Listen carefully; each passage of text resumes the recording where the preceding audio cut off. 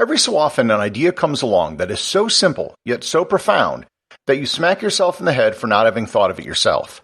Even more rare is such an idea that can have global implications. An idea that can create empires, topple kingdoms, and establish economic orders which can last for centuries. Find out about the incredibly simple yet profound idea which changed the course of human history on this episode of Everything Everywhere Daily.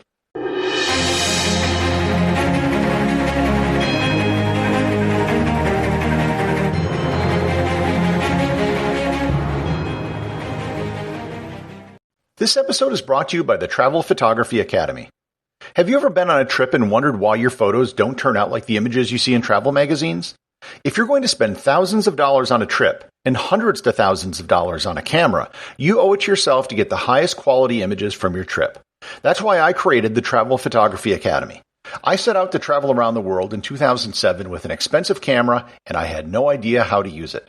As I traveled around the world, I taught myself the art of travel photography, eventually mastering it to a point where I was named Travel Photographer of the Year 3 times in North America. The Travel Photography Academy is an online course that teaches you everything you need to know to master your camera and to take better photos on your next trip. To improve your photography and to get better images on your next trip, visit travelphotographyacademy.com or click in the link in the show notes.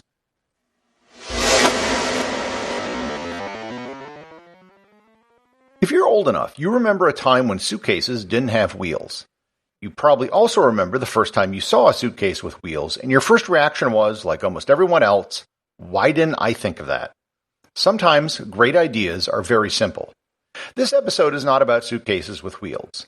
It is about something far more basic, with results far more profound on the direction of human history.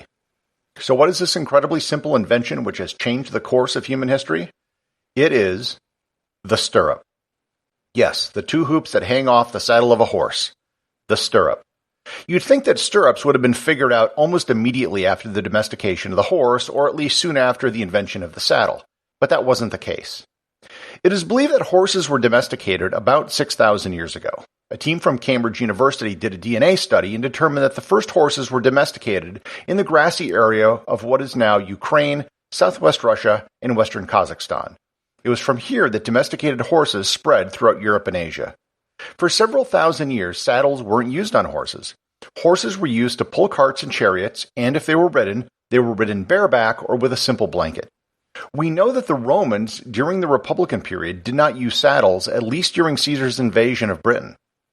It wasn't until years later, into the imperial period, that the 4-point saddles were first used by the Romans. Roman cavalry was most often used as mobile infantry, where they would ride quickly to flank an enemy, then get off their horse and fight. They did fight on horseback, as was famously done in the Battle of Alesia when Julius Caesar defeated the Gaulish army under the leader Vercingetorix. However, they would often have to fight keeping their balance on their horse with their legs. At no point did the Romans ever use stirrups. They weren't widely used in Europe until after the fall of the Western Empire, when they were introduced by invading tribes. It is estimated that the first saddle was used around 300 BC, and it was probably developed by the Chinese. The saddle developed as an advancement of the blanket which had always been used on horses and didn't provide the rider any way to balance themselves. The first real evidence of stirrups comes from India. There are Indian sculptures dating back to the year 200 BC that show barefoot riders using a type of stirrup that only fit the rider's big toe. Just having a stirrup for your big toe might provide some stability on a horse, but a rider really can't put their weight on just their big toes. The problem with stirrups is that unless you can spread out the pressure created by the rider putting all their weight in one spot, it would be extremely uncomfortable for the horse, creating sores on the back of the animal. The development of the stirrup came about with the invention of the tree saddle, which is the hard wooden part of a saddle which is below the leather or cloth that the rider sits on. This rigid surface allows the weight of the rider to be more evenly distributed on the back of the horse. There is some evidence of an L-shaped footrest on horses on engravings from Central Asia dating back to the year 100. However, they weren't yet a true stirrup as they didn't encircle the foot, and it would have been easy for a rider's foot to slip out. It is in the year 322 in China where we see the first evidence of a true stirrup.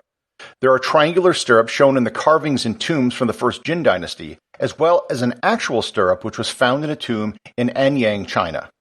So now we have stirrups. What's the big deal? Why were footholds on a horse saddle so world-changing? Well, there were two major world-changing things which stirrups allowed to happen. Take stirrups away and our world becomes a very different place. The first revolution which stirrups introduced was extremely deadly light cavalry.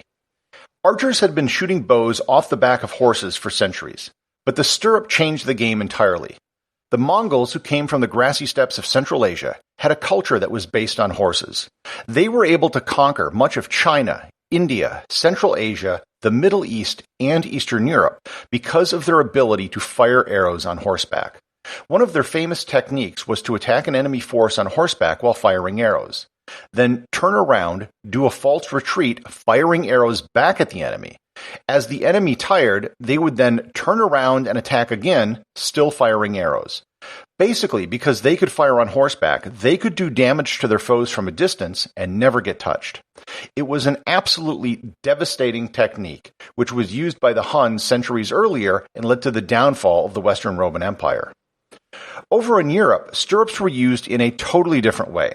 Here they were used to create heavy cavalry. The stirrup allowed an armored knight to remain stable on their horse while using their sword or a lance. This created the medieval version of a tank, an armored rider on an armored horse.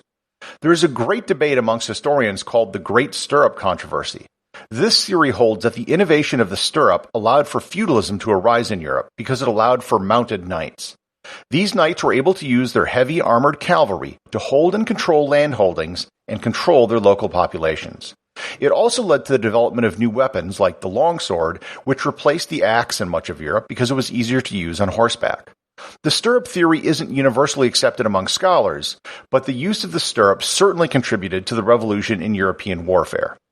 And just in case you're wondering what would happen if these two different schools of mounted combat were to clash, history has given us an answer to the question, and it really isn't even close. From the years 1240 to 1506, the Mongol Golden Horde ruled over what is today Western Russia, Ukraine, Moldova, and Kazakhstan. On several occasions, they fought European heavy cavalry, and almost every time, the result was a lopsided win for the Mongols. The Mongol horses were bred for speed, so they could carry their riders quickly into and out of combat. The European horses were bred for strength, to carry the heavy load of a knight and their armor. When the two sides met, the Mongols would often literally run rings around their opponents, shooting arrows into them, and never letting their larger European horses get close. It is hard to express just how important the stirrup was to world history. Several large empires owe their existence to the stirrup, as does the entire system of economic production which dominated Europe for hundreds of years.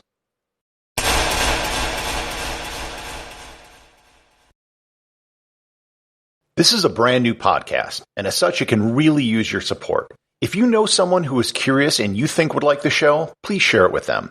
And if you've enjoyed this show, please subscribe on Apple Podcasts or Google Podcasts, where you'll get new content for curious people every day in your podcast player. And leave a 5-star review.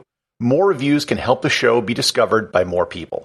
And also, please support the show over on Patreon, where you will get exclusive audio content not available in the podcast feed, merchandise such as t-shirts, and you'll be able to submit ideas for future episodes. Until next time, stay curious.